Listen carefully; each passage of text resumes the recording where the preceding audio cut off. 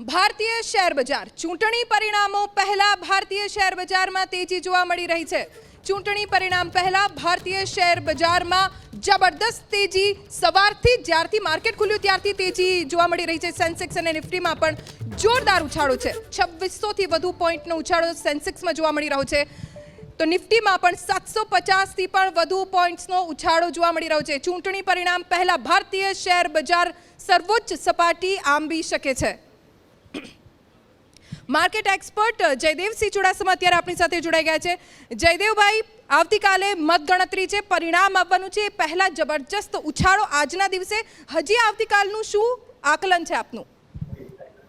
બિલકુલ, જે રીતે એક્ઝિટ પોલના પરિણામ એક્ઝિટ પોલના જે અનુમાન આવ્યા તે પછી ભારતીય શેર બજારમાં જબરજસ્ત તેજી જોવા મળી રહી છે અને જે એનડીએ છે તે ત્રીજી ટર્મમાં અગાઉમાં જે એમને બહુમતી મળી હતી તેનાથી પણ આગળ જઈ અને સારી બહુમતીથી આવી રહી છે।